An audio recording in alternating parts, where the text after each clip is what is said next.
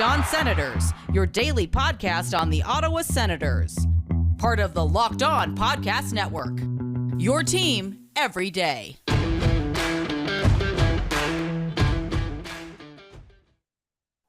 Welcome inside episode 387 of the Locked On Senators podcast. I'm Ross Levitan in the heart of our nation's capital in Ottawa, Ontario, alongside Brandon Piller up in Collingwood. Today's episode is brought to you by Rock Auto.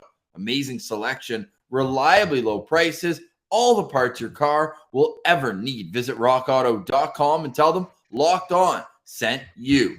Well, the kids are back at school. The nights are getting a little colder, and that means Senators hockey is around the corner, and news was coming fast and furious over the last 24 hours. We have a lot to get to today on the show, including Pierre Dorion signing a 3-year contract extension that could, with the team option, keep him as the longest tenured GM, although we know not all GMs make it through their contracts. We also have the development camp set, the rookie camp also named, and we've got 2 games on the horizon between Ottawa and Montreal. So a ton to dive into, and back to our organizational value rankings. We've got a trio of veteran defensemen coming in between 34 and 36. So stay tuned for all that and more. This is the Locked On Senators podcast, your team every day.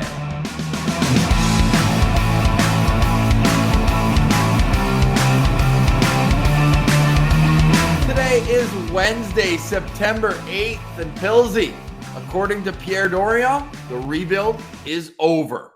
Well, I'm glad to hear that because Sens fans, we've been rebuilding for quite some time. So to hear Pierre Dorion officially stamp that stage as over is great. And now, hey, let's, you had the Rock Auto ad to start off. Let's get our car ready and head on to the road of unparalleled success. That's where we need to start driving right now. I'm down. I mean, the last 4 years has been anything but fun. So by my calculations, it's been a 291 game rebuild, Pilsy, through this. Not a whole lot of wins to talk about. 28, then 29, then 25, and this year 23, but in 56 games. So a nice little asterisk there. They showed improvement at the end of the season, and that got Pierre Dorion a 3-year contract extension going through 2025-26.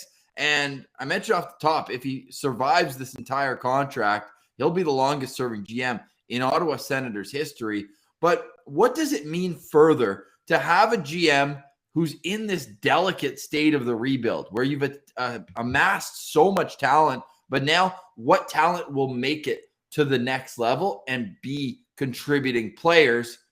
How important is it to have a GM who's not going to make a rash decision to ruin the progress he's made to save his job that might be up at the end of the year? Yeah, and I think that's massive to get Dorion signed for a couple more years, because then, like you said, he's not going to make any rash, quick decisions trying to save his job. And now he kind of can see the fruits of his labor kind of blossom, right? Like he wants to see the Tim Stützles. He wants to see the Tyler Bouchers, guys that he's really kind of made his name on. He wants to see them have success in the NHL. And if Dorion wasn't extended and you bring a new general manager in, then he's like, well, these aren't my guys. You know, I didn't take risks on taking Tyler Boucher at 10th overall. Like, we're just going to trade him while he's still valuable. That might be a way a new general manager might think, right? Whereas Pierre Dorion is invested in these guys, and he has a plan in place to make this franchise come together. And there's a lot of things you can say about Pierre Dorion, but really he did do a good job of tearing this team down, acquiring draft capital, young prospects, and then handing the reins over to Trent Mann to draft players. And now they're working on developing those guys. And already some of those guys are making an impact at the NHL level and even AHL level. So this rebuild is definitely on track. And like Dorion said, it's pretty much over. Like, we're not going to see any more teardowns. It's all building up now. So that's great for some positivity for some Sens fans here. Yeah, although the critics would have their way with that, saying, look at the moves they made this offseason. They downgraded at forward, according to getting rid of a guy like Dadonov, although Sens fans might say that the production wasn't at the level of his, the name that preceded him coming into Ottawa. but they added Holden, Del Zotto, and that's it.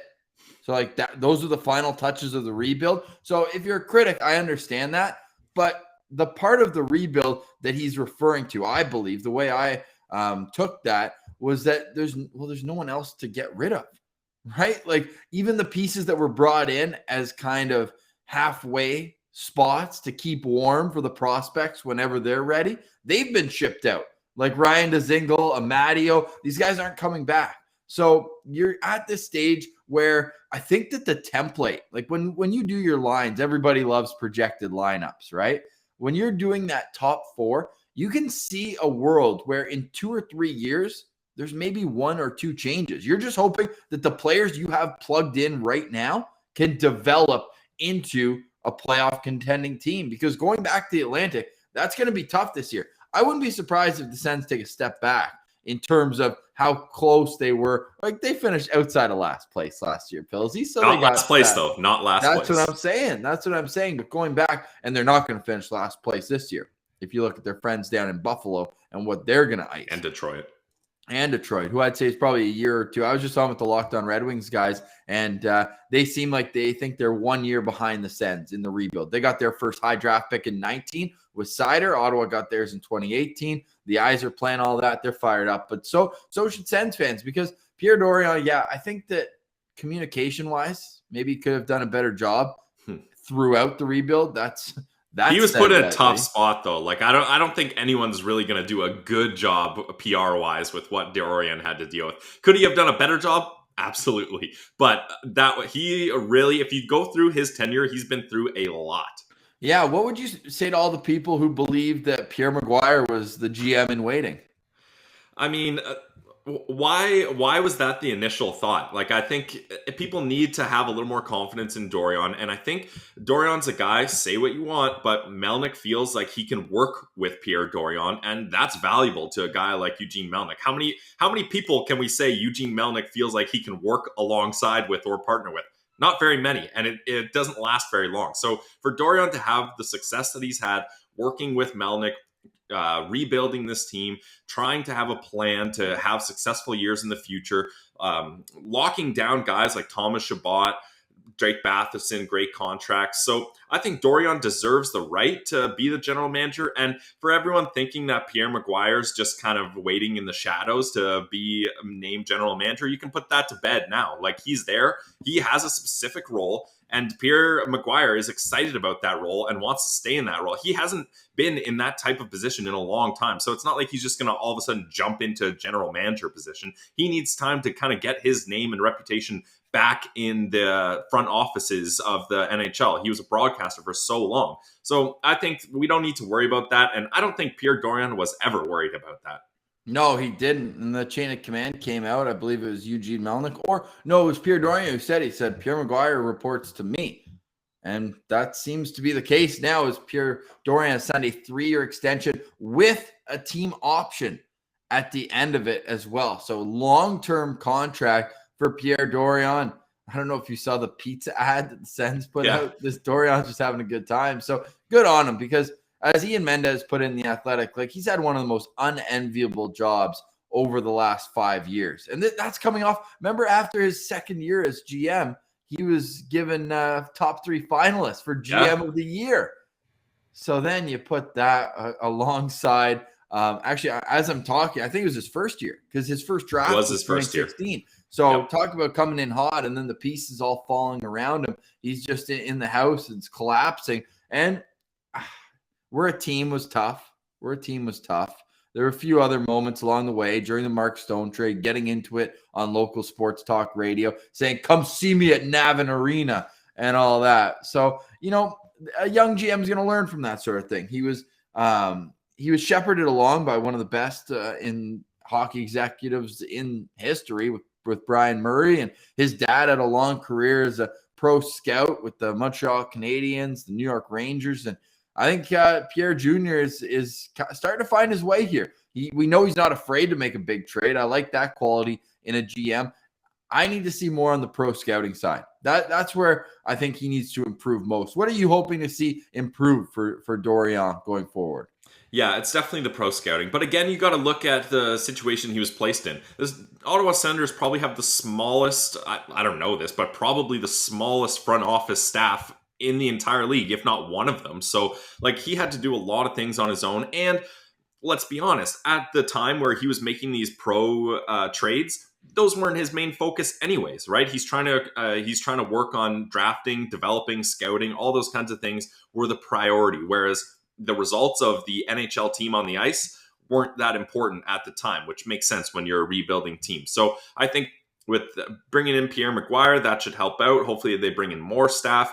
But Pierre Dorion, the thing, and you mentioned it, he's not afraid to make trades. I think the Ottawa Senators have probably made more trades in Pierre Dorion's general manager tenure than probably any other team out there. Maybe not major trades. Well, actually, a lot of major trades, but huge. Overall, there's always trades to be had for the Ottawa Senators. So Pierre Dorion's not afraid to do that, but I think he's going to have to hone in and do a better job of knowing when to pull the trigger on certain guys, right? Like the Duchesne trade was great, but unfortunately it was a miscalculation because it wasn't the proper time to do that. Even though at the time, I think Sens fans, the media, most people would think that it was an okay move, but hindsight's 2020. We saw that collapse real quick. Yeah, what I would say is that for me, it's more like the free agents that they bring in because the trades, you're never going to be 100%. Batting 100%. Yeah. Did you see that he has a bat hanging in his office, Pierre Dorion? That's hilarious. I don't know if somebody's going to break in. It's for protection, I was going to say. Exactly. But trade-wise, I think it's fairly equal. Like he's won some, he's lost some. I think getting Gustafsson and JBD for Derek Brassard, that looks solid. Getting the haul he did for Erik Karlsson, you'll love to see that. And then on the flip side, there's other trades that didn't work out in his favor. The Mark Stone trade, most notably. So with all of that, you're going to win and lose some. But when it comes to the free agents, that's where like bringing guys like Tom Pyatt, like Nate Thompson. I know those were a lot of guys where Guy Boucher had his stamp on that. I was going to say, yeah, that's probably not as much Dorion as it is the coach. So maybe the young GM listening too much to his coach. And I mean, we saw again, a guy coming up in our rankings was brought in as a guy. But I mean, also those are minor moves, right? Like if he had brought in a big ticket guy for the coach, right, then you're looking at some problems. Whereas these, well, they were supposed to be minor moves, I should say. Tom Pyatt was never supposed to start overtime shifts or be a shootout specialist. So that one I can kind of give him some breaks. Where the real tough parts are is when you're looking at the Hoffman trade. Obviously, that was an absolute debacle. When you're looking at Zibby is a tough one to look at there. And there's a couple other trades. But again, it all comes out in the wash because I think it doesn't matter really what any of those trades do when you look at the big one he had to do, which was the Karlsson trade. And that's got to be one of, if not the best trades in Ottawa Senators franchise history. Yeah, has to. I'm just going through his trade history as well. How about getting rid of Curtis Lazar when he did, getting Alex Formanton, the pick that was him in return? That looks good. Going all the way back, his first ever trade was trading up for Logan Brown, which brings us to how Logan Brown still hasn't signed his qualifying offer. He would need waivers. So isn't it in Logan Brown's best interest to sign it and then go to camp, put your best foot forward, try not to get hurt, and then at the end of camp, when you get sent down, maybe you get picked up on waivers?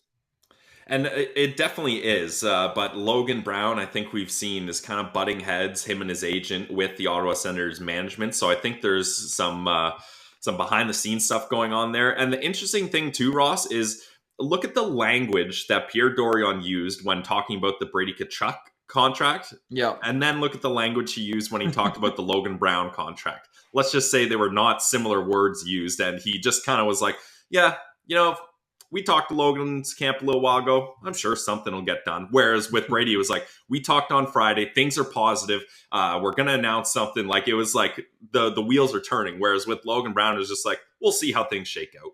Yeah. Last note about Pierre Dorion before we move on. I want to give some stick taps as a goalie-friendly show as well. One of his best moves, undercover. Now, you can argue the extension that came after it maybe wasn't warranted. But how about picking up Mike Condon for a 5th rounder when There was what, 2 injuries in the crease. They needed somebody to start. He ends up starting, I think, a Senators franchise record for consecutive games. It was wild. Yeah. It was like 20 starts in a row, and he really kept them above water. And if it weren't for Mike Condon, they don't go on that playoff run in 2017. So I think that was a really good one looking back at Pierre Dorion's body of work. But yeah, we're hoping a little bit better free agent signings that can complement this team. Connor Brown, another guy he brought in. So, I mean, you look up and down the roster, there's been so much turnover. Let's just see how this next step goes. But stick taps to Pierre Dorion, a well-earned extension. I don't think anyone would have liked to see change in that position right now, right? It's at such a delicate stage. You've already made all those trades. See it through to the next phase. And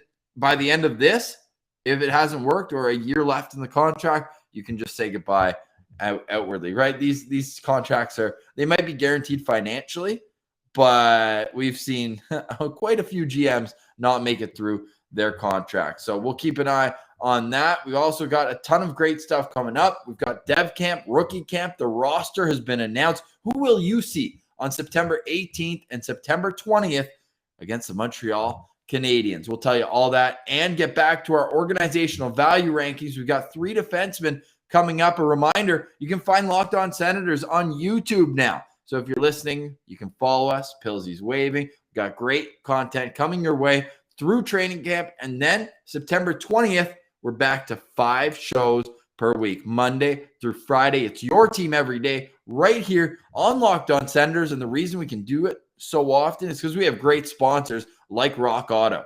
Rock Auto is a family business that serves auto parts to customers online, and they've been doing it for 20 years. They were ahead of their time with the online sales game. So go hit them up at rockauto.com and shop for auto and body parts from hundreds of different manufacturers. When I say they have everything, I mean it. Engine control modules, brake parts, tail lamps, motor oil, even new carpet. And whether it's for your classic or daily drive, get everything you need in a few easy clicks delivered directly to your door. Let's just skip right to the best part at rockauto.com. It's the prices. Of course it is. We know they have everything, but what's the point in having everything if you can't get it for a great price? So don't spend up to twice as much for the same parts. Go to rockauto.com right now and see all the parts available for your car or truck. All we ask is that you put Locked On in their How Did You Hear About Us box. That way they know that we sent you. Amazing selection, reliably low prices, all the parts your car will ever need. Visit rockauto.com and tell them Locked On sent you. And Ross, if you're looking to get all the parts your TV will ever need, you don't want to have 20 different controllers, a million different logins. I mean, hey, now is the time to get your TV together because we're coming up on a sports fan's dream. Every September, hockey's right around the corner. Football has started. Baseball playoffs are coming up. NBA basketball is coming up. All your sports are about to happen. Make sure you're prepared. And the best way to do that is to get all your TV together in one place with DirecTV Stream. Brings your live TV, your on-demand favorites together like never before so you can watch your favorite sports, your favorite movies, your favorite shows, all in one convenient place. No more having to check under couch pillows for your Apple TV controller or anything like that. Get it all in one place with DirecTV Stream. There's no annual contract, and you're never going to have to buy another device again. You're going to be set if you get DirecTV Stream. So get rid of the clutter, get rid of the confusion, and get your TV together, guys, with DirecTV Stream. You can learn more at directtv.com. That's directtv.com. Guys, sports seasons are heating up. Do not wait. And it comes October, and you're scrambling to get all your subscriptions and your remotes and all your kind of boxes together. Don't do that. Go with DirecTV Stream. Check it out, directtv.com. Compatible device required. Contents vary by package. DirecTV.com. Make sure you're Locked On Senators wherever you download your podcasts. Apple, Google Play, Spotify, the Odyssey app, or as I mentioned, on YouTube, where you're seeing a hurting Ross. As I was out with Laleem's Martian last night, having a good time, but waking up to the news that development camp and rookie camp was around the corner and the roster was named, that got me fired up right away. But first, we have to pour some out because two of the top prospects in the organization, three if we count the K-Train, will be unavailable to attend because of college rules. They're going to be staying at Nodak and Boston University, respectively, but there's still a lot of talent, Pillsy, coming to Ottawa. The camp will run from September 11th through the 20th, and it goes in two parts. Development camp will be from Saturday, September 11th through Tuesday, September 14th, and that's going to be run by Sean Donovan and Jesse Winchester. And then the next day through Monday, the development team will go upstairs and watch, and the practices will be run by Troy Mann and his Belleville Senators staff. So before we get to the roster, Pillsy, how awesome is this? We've been asking all summer for a development camp, and we got it. Yeah, I love Dev Camp coming back. And hey, Igor Sokolov talked about it, right? Like he didn't get a Dev Camp his first year. So it's so awkward having new teammates come in and like, all right, you guys are rookies. You never met each other. Go play first line minutes in Belleville in the American Hockey League. Like it'll be fine. Don't worry about it. And if you're Angus Cruikshank, don't worry about not eating breakfast for practice. It's not going to be a big deal. You get to meet all these new guys on an empty stomach. So definitely, I think the players, the coaches, they're going to be happy about a Dev Camp. We're happy about it. The only thing is, how much video are we going to get? It's frustrating when you're seeing other teams get literally, if anyone opens a door for someone else, they've got it on video and they've got analysis of it. Whereas sometimes Sens fans were left in the dark here. So I hope there's a lot of video because, man, getting to see like Igor Sokolov come in and take shots on Levi Marilainen or something like that is just a pure joy when you haven't had Sens hockey in quite a while. Oh, is it ever? Yeah, Levi looking good, by the way. The Kingston Frontenac's posting a picture. He was on the ice with them for the first time. I'm usually all about the goalie style, but I kind of want Levi to keep his pads with the advertising on it. I think it's such a good look. Yeah, I don't know. I think you might have to change that up. But at least his the colors are the same. The black and yellow seems to transfer over. Maybe that's what caught my eye because I was like, you know what? He should keep these with Kingston. A lot of puck marks on those pads, though. You love to see that. His pads look a little dirtier than the other two goalies in the pictures. Yeah, they sure do. He's not worried about that. He's worried about stopping pucks, and he's going to get a chance to do that at Sens Development Camp. Alongside, I'm pulling up the list right now, we got Mad Sogard, the Great Dane, coming off a qualifying victory to make the Olympics for his country in Denmark. So I think it's going to be great. Mando's going to be there as well. We just spoke about him on Friday. He needs to have a big season coming up. And then to round out the tendies, they got a guy on an amateur tryout. Thanks for the invitation, Pillsy. Hey, you and I could have done that. We've got Zachary Papustakis. I was going to say, you going to give that name pronunciation a try here?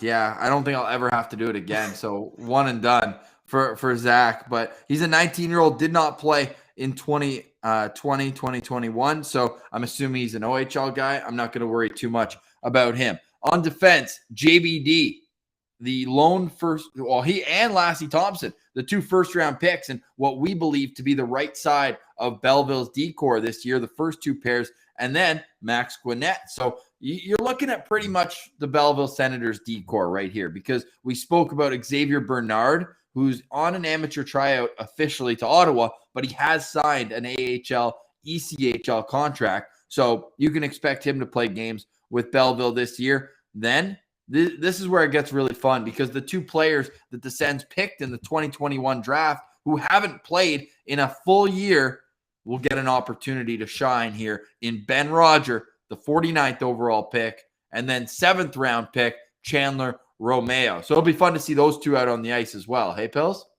Yeah, I mean, especially Chandler Romeo, like he's a very unknown guy to us. So, and guy was playing Junior B. Yeah, and I'm excited to see him on the ice just because he's an absolute beast out there. So that'll be interesting too. And man, how about Ben Roger, big guy though too? Like, yeah, Ben Roger not shying away in size as well. Put on 35 pounds, so he's 1 inch shorter than Romeo. Romeo standing 6'5", 205, but Ben Roger's 200 pounds now too.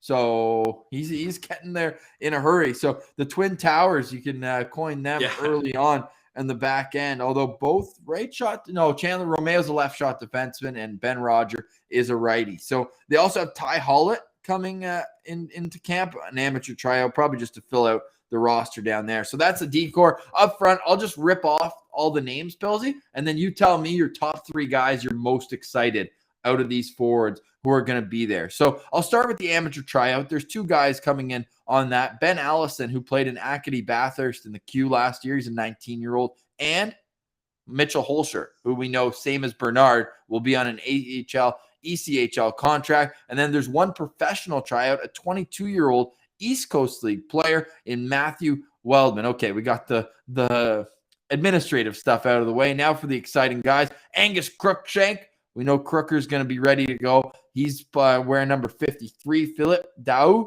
is going to be there as well. We've got Ridley Gregg, Roby Yarventi, Mark Kastelich. I was interested to see his name there as a 22-year-old, the oldest of all attendees who have been drafted by Ottawa. We've got Carson Latimer and Zack Ostapchuk, the 2 dub kids who were drafted this past year. Cole Reinhardt, Igor Soko is going to be there, and Shane Pinto, who I believe to be head and shoulders above everybody else on this chart. Yeah, definitely. That's fair to say. Of these guys, I would say I'm most excited about Angus Crookshank. I think Crooker's going to have a big year this year. And I think now that he's kind of settled in and knows that he's going to be in Belleville and kind of has a lay of the land and understands the AHL a little better, I think he's going to have a massive season. And then heading down, Ridley Gregg. What an interesting year for him. He's going to go back to the dub, but... will he? I think so. I don't know. But I think he gets his 9 games. I think that if he impresses, I think he makes the team out of camp. Not for the whole year, but I think he's got a shot to play games. Yeah, definitely. I'm leaving that open that he might play some games, but he's going back. Didn't DJ try to get him up at the end of the year for the final game? Yeah, I mean, you can't blame him. Definitely, that's a guy DJ Smith would like. So for Ridley Gregg, this could be a pivotal season for him because if he does go back to the dub, then he's just going to absolutely dominate, and there's nothing left for him to learn there, really. And then the third guy I'm excited for is Roby Yarventi. This will be a big show and tell season for him because he only got a couple games in the AHL before he got injured. And last year was a weird year for him. You thought he was sick and it was rockin' Roby scoring goals in the slot. And then it was... Shout out to the Irish House. What was the there was a bar there. I think it was like... Every time he scored. McLaren, no, not McLaren's. That's the How I Met Your Mother. No free ads. Yeah. Rockin' Robbie Yarventi, like this could be a big year for him if he can find himself in the top 6 position on a top power play in Belleville, and he's got guys like Crooker to set him up. He could have a really nice year, and he kind of needs to show Sens fans that he was worth that pick because the inconsistency for him has been a little bit scary. Yeah. I'll agree with you there, but I'm just excited for all these guys to get on the ice. Who outside of Shane Pinto, and I'll throw Ridley Gregg in there just because I already mentioned his name, who on this list, up front or on the back end, do you think will play the most NHL games? So guys like JBD, guys like Lassie Thompson, maybe another forward guy like Kastelich could see some games as a fourth-line guy. Who do you see as a potential player that can play for Ottawa this upcoming season? I mean, if we're looking at the list, the guy who's most likely would be Igor Sokolov in my mind. Okay. They still haven't replaced right-wing sniper in Evgeny Dadonov. That hole is still yet to be filled. But the thing is, if they call Igor up, he's not going to be up for a couple games and then back down. Like, it's going to be a situation where they're going to give him some time to stay up there if need be, if there's a big injury or something like that. And then JBD, I don't see the rush to get him up there. Maybe after the trade deadline, if guys like Del Zotto and Holden get moved, then maybe we see him brought up. But for now, I see him playing a full season in Belleville, and I see that being a benefit for him. Exciting times ahead. This rookie camp will culminate on Saturday, September 18th at the Canadian Tire Center, 4 p.m. They will have their game against the Montreal Canadiens, and then 2 days later at the Montreal Canadiens practice facility, they will play again at 4:05 p.m. on Monday. So stay tuned for all that. Great timing as well because Monday and Tuesday and Wednesday and Thursday and Friday of that week, yes, Locked On is back to 5 days a week. You can bet on that. And you can bet on the return of Pilsy's Parlay of the Day when we talk about our friends at BetOnline, because betonline.ag is the #1 sportsbook of the Locked On Podcast Network. And here at Locked On Senators, we love them, not only because they had the Sens as underdogs in 55 out of 56 games last year, but because they are so easy to navigate. You got to go see it for yourself. BetOnline.ag. Sign up today for a free account. And when you do, use the promo code Locked On. That's promo code Locked On for a 50% welcome bonus on your first deposit. So if you put in $200, bam, $100 right there for you. You put in $100, bingo, bango, bongo, $50 right into your account. So don't take our word for it. Go see it to yourself. Don't sit on the sidelines. Get into the action. And don't forget that promo code Locked On to receive a 50% welcome bonus with your first deposit. It's BetOnline, your online sportsbook experts. And now a quick word from one of our oldest sponsors with a new product as per usual with Built Bar, Ross. They always got something cooking up in the lab there, and I'm excited to share this one with you. But for new listeners who maybe haven't tried Built Bar yet, let me tell you a bit about them. Built Bar is the protein bar that tastes like a candy bar. I cannot stress that enough. You might look at all these amazing flavors and say, well, if they're going to be healthy for me, they're probably not going to taste that good. Wrong. They're going to taste amazing. The guarantee is that all of these bars are covered in 100% chocolate. So if you like chocolate right away, that's a win. You're going to love any flavor you pick. And all the flavors are amazing regardless. They're high in protein, high in fiber, but low in calorie and low in sugar. So you got to love that from a protein bar. Now, let's check out this new flavor, Ross. I'm stoked about it.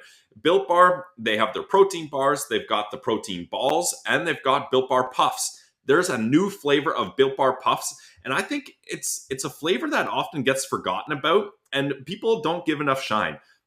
There's coconut cream pie, which is delicious. There's all these kinds of creamy pies. One pie people forget about. How about banana cream pie? Bringing it back, Built Puffs. So if you're a fan of banana cream pie, you're going to love the Built Puffs banana cream pie Built Puff bar. There's 17 grams of protein. Only 130 calories. You are going to love this flavor. I can't wait to get my hands on them. And the best way to do that is to go to BuiltBar.com. And you can check out all their amazing flavors. You can get a mix box. You can get specific flavor boxes that you like or ones you want to try. But to sweeten the deal, we're going to hook you guys up with the promo code. So when you're at BuiltBar.com, use promo code LOCKED15 to get 15% off your next order. So when you're trying out banana cream pie Built Puffs, use that promo code LOCKED15 and you're going to get 15% off your next order at BuiltBar.com. So check it out today, guys. BuiltBar.com.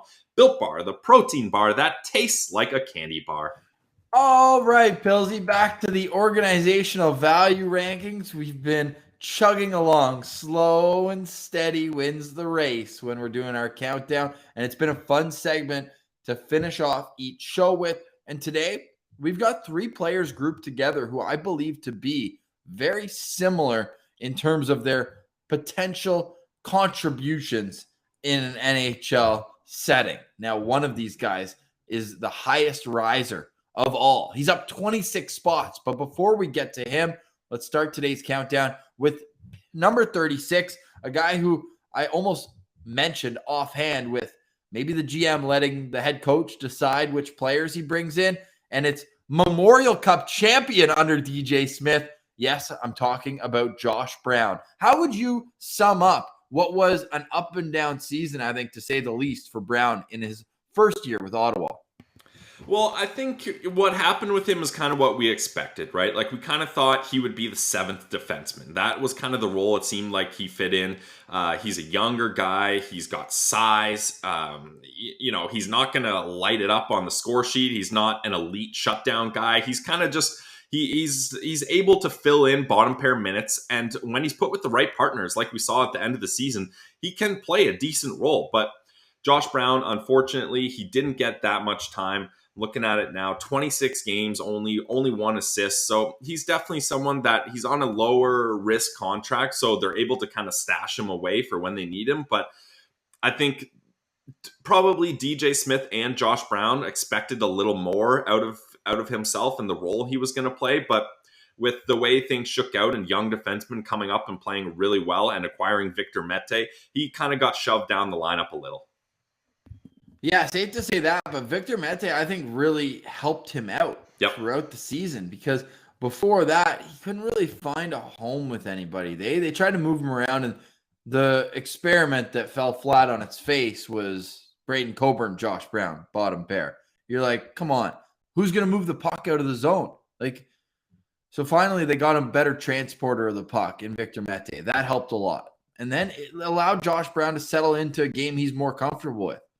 Keep guys away from the front of the net, stand up for his teammates, and throw a few bone-crunching hits along the boards. And I thought once that game was simplified, I feel like DJ Smith and Pierre Dorion almost put a little too much pressure on him before the season, saying, we only think he's scratching the surface. Like, he's 25. Like, he kind of is what he is, I think, and he's never shown that much flash of offense. And that's not saying that it means he's going to be a bad it's not saying he's going to be a bad NHL player by any sense, but like let him be a 5, 6, 7 guy. And I thought that they had a little too much hope for him in training camp. I think at some point they even had him Shabbat for a couple of days just as an experiment. And you're just like, come on, like, let's just see what he is. And I thought if he can bring in what he did at the end of last season, where him and Mete were together for a 10-game sample size, and you're like, okay, I can see a future here. So let's see if that's how training camp starts. Another guy who we're about to get to might take that spot. We know a guy who can play lefty-righty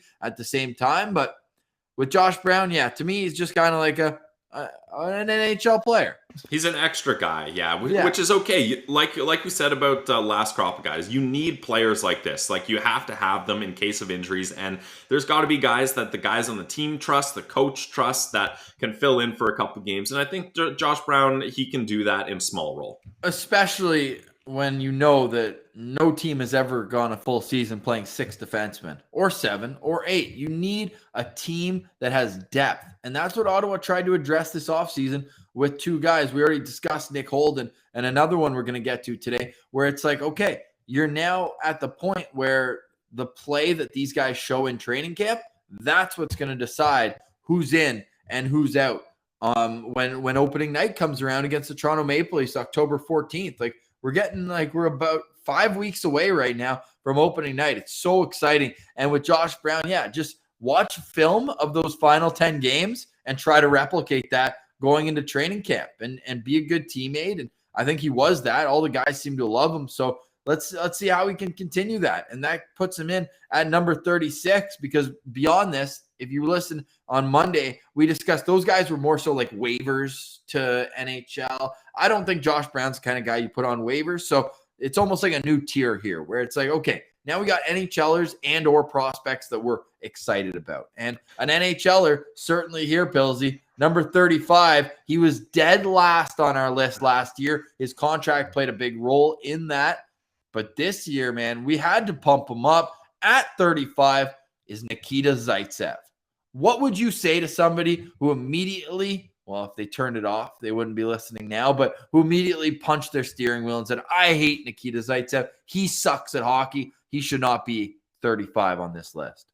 Well, I think you've got to say, don't listen to Toronto sports media, because that's probably who's telling you Nikita Zaitsev sucks and that it was an incredible move by Kyle Dubas to dump that contract onto the Senators. And also, you need to realize that, sometimes players their on-ice abilities don't align with their contracts. It just doesn't always work out. That's the risk of signing contracts for players and for teams. You never know whether you're going to achieve, underachieve, or overachieve those contracts. And for Nikita Zaitsev, at a guy who's getting $4.5 million on the Ottawa Senators, I actually think it's not that much of an overpayment, because they need a guy like that around. Like, if they didn't have Nikita Zaitsev, they'd have to find someone like Nikita Zaitsev, and they'd have to overpay that guy as well, right? So I think it's not a big detriment. And we saw major strides from Nikita Zaitsev last season. Like, he was scoring goals. He wasn't making the same kind of blundering mistakes that he seemed to make the season before. He was put in a more comfortable role, and it seemed like he really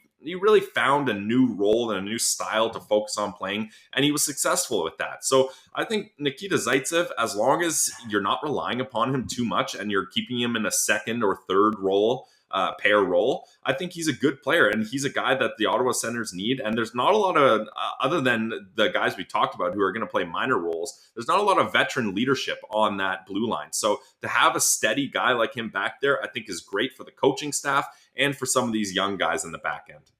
3 years left at 4.5 per year. And I think that's a lot more manageable. When you see that 4 as we had him last year, like that's a long-term contract. But now he's got 3 years left. Although, if I know anything about the Ottawa Senators, this will be his last year with Ottawa. He's due a $2 million signing bonus after this season. And I think that might be Plus, time. other defensemen are going to be ready at that point, right? Yeah, like you're it's hoping. a good time to move on. You're hoping Lassie and or JBD could come in and play that right side. Do you think he starts in his familiar spot next to Thomas Chabot? I think he starts there, yeah, because that's the most familiarity. But that's not a second or third pair role, Pilsy. That's the thing. That's why I said I think he starts there. And then I think we see what happens with Michael Del Zotto. We'll see, because I think that's a guy DJ Smith puts a lot of faith in, and the management too, with signing him to a 2-year deal. So we could see that as an experiment. But yeah, the search for Chabot's partner is still ongoing. Like Zaitsev. If only there was a guy that worked out well with him, eh? Who are you talking about? Dylan DeMello. I think it was pretty Yeah, that would be great. I mean, I would have rather kept DeMello instead of a 3rd-round pick. But it random was the way aside, by the way, he lives in the neighborhood that I just moved to in Winnipeg, so I'll have to see if we can get him on the show. Yeah, hey, to see if you can bring him back to the Sens too. That'd be great. Yeah. But for Nikita Zaitsev, it's tough because he's going to put in that role. But also, I think Thomas Chabot has gotten better with time, and it's going to make things easier for Zaitsev's defensive kind of. The weight that he's going to have to shoulder defensively with Chabot should be a little less than it was 2 seasons ago as well. Do you think that he continues being an offensive weapon like he was at the end of last year? That game-winning goal against the Jets with 2 minutes left, and then the hammer time shot from the exact same spot against the Toronto Maple Leafs in the finale. Well, all I'm saying is opposing teams need to be looking at the tape, and if Nikita Zaitsev is in the right far corner, as far as you can get from the net in the blue line, you better double team him, because that's his dangerous area. That's Nikita Zaitsev's office. That's his spot right there. You know that Zaitsev last year had 17 points in 55 games? That's the most since his rookie season in the NHL. Yep. Yeah, and that's the thing. Like, that's what I'm saying. Like, he seems more comfortable out there. Like, he doesn't look like he's out of place anymore. So I think the fact that there's 3 more years left and $4.5 million isn't that crazy. Like, that's a contract. If you decide you want to move him, you can retain some salary and you can get something done, I'm sure, especially for a right shot defenseman. So I think we're at a level now with Sens fans where if you're still mad about Nikita Zaitsev, then you got to move on, or I think you're just overthinking things. Many have moved on to Colin White and saying that he's now the guy. So apparently if you make between $4 and $5 million, look out. So Drake, are you next? No, in all seriousness, though, we've always been a little more pro Zaitsev than I think many others. And there's reason for it, man. This guy's a warrior. He's a kind of guy who's going to block shots in the 3rd period of a 4-goal game. Like, he's just going to put his body on the line. And I think that his will to win translates throughout the lineup. And now that he's getting older, he's more of a leader. I wouldn't be surprised if we see him with an A at some point. If guys get hurt, I think that he'd be a fair guy to throw on for a game or two. Alfie thinks so as well. But Zaitsev, as a 29-year-old right now, he'll be 30 in the first month of the season. Yeah, those last 2 years in the contract probably won't look great. But for now, Nikita Zaitsev coming in at number 35, up 26 spots from where we had him Dead last. Sorry about that, Z. But now we move up to number 34, a guy who's new on the list this year, and that's Michael Del Zotto. He signed a 2-year, $2 million contract per year on free agency. Sorry, I feel like I confused that, saying it's 2-year, $4 million contract. His cap hit is $2 million. Deep breath. There we go. And where do you think he plays? So he's a left shot, but DJ Smith said he can play all over the lineup. Who do you think his ideal first partner is? Because you look at how Ottawa finished last season: Chabot, Zaitsev, Brandstrom, and Zub, and then the 3rd pair of Mete and Josh Brown. So somebody's got to go out of the lineup to make room for Del Zotto. Who's it going to be? I think it's going to be Josh Brown. I think whether Del Zotto plays in his spot or farther up the decor lineup remains to be seen. But Yeah, I really don't think Josh Brown's gonna start too many games here. I think he's gonna be extra guy. And what I was gonna say earlier is I think Josh Brown's destiny is tied to Nick Holden a lot, right? Like if Nick Holden ends up going through waivers, then that's a big boost for Josh Brown. I think both of them are kind of fighting for that seventh defenseman spot, but that'll be interesting there. With Del Zotto, I think we could see him in a bunch of different spots to start the season. Like I think we might see him bounce around between partners, see what works, see what kind of role he can actually play in and be relied upon, and then we'll see if he can kind of settle into one spot, especially as the trade deadline approaches. It's going to be really interesting to see what the Sens do with their decor here, but yeah, I think either he's going to be with Shabbat on that top pair or he's going to be with Mete on that bottom pair. I see him, he's got to be on the right side, though. I don't see him playing a left shot role here. No, you don't think so at all? Depending on where Brandstrom goes, yeah. He played well in Columbus last year, man. I'm looking at the stats right now, and he bounced around a lot before that. Like, wow. Vancouver, Anaheim, St. Louis, back to Anaheim. It was in Columbus. one season, too. Yep. Yeah. So, hey, you can look at that two ways. One, you couldn't find a home, or two, everybody wanted you. Let's go with everybody wanted him. Hey, he got to St. Louis. He ended up being a black ace, didn't play in the playoffs, but got to lift the Stanley Cup. So he was around a team that got to the promised land. He also got to play in the Stanley Cup final in 2014 with the New York Rangers when they fell to the Los Angeles Kings. So this is a guy who's got a ton of experience. He's got the most games played out of anybody in the Senators organization right now, Pillsy. Doesn't that ring to you? Like, wow, they needed a guy. He's only played 710 games. Like, there's teams who have multiple players over 1,000. So just for that leadership aspect, I don't mind it. I'm willing to give it a chance. At the time, I was like, really, another defenseman? Like, can we focus on getting a center or a winger? Like, I didn't think that there was really a need for a defenseman, but when you kind of shake things out, and as we mentioned, you're never going to only play 6D for a season. And Del Zotto had different offers on the table. So he was sold on coming to Ottawa. And hey, I'll give him a chance, man. Only plus player on the Blue Jackets back end last year. So that means something. Definitely. Yeah. And that's the thing. Like, I was kind of like you when they signed him. I was like, classic Sens. Like, this is their big free agent splash, is a veteran journeyman defenseman that's probably past his prime. But you know what? They do need the leadership, and it never hurts to have too many guys on low risk, minimal extended years signed contracts so that they can move them if things don't work out. And if things don't work out, you can just hold on to them and it's not a big deal. But I'm willing to be positive on Michael Del Zotto, and I think he, like a lot of other people, you kind of go through two parts of your career: the way you start and the role you're anticipated in, and then your body starts slowing down. It becomes a young man's game, and then you have to readjust and kind of reinvent yourself as a player. And I think that's where Michael Del Zotto is at, and I think he's comfortable in his new role, and I think DJ Smith is going to rely upon him a decent amount, and I'm willing to give him a chance here. Yeah, for sure.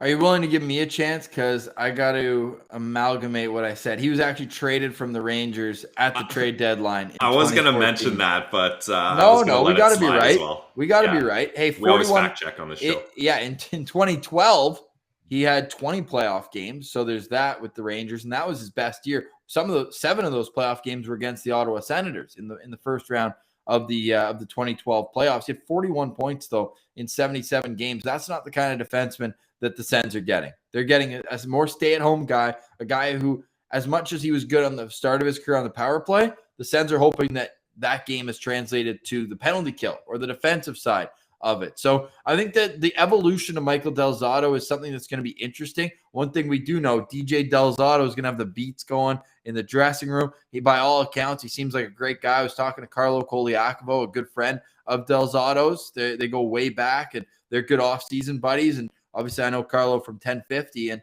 he was just raving about what he's going to bring off the ice. So I don't think we can discount that, and that's why he comes in at number 34 on our organizational value rankings. Pillsy, out of those three guys, I think it's fair to say Zaitsev plays the most games.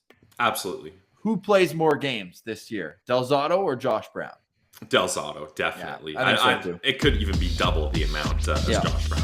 Yeah, fair enough. All right, we got 3 defensemen there. Stay tuned for Friday. We're going to have more. And do we have an update on the Brady Tkachuk contract situation? Let's hope so. But for today, we say goodbye. Hope you have a great one. For Brandon Piller, I'm Ross Levitan. This has been the Locked On Senators podcast, your team every day.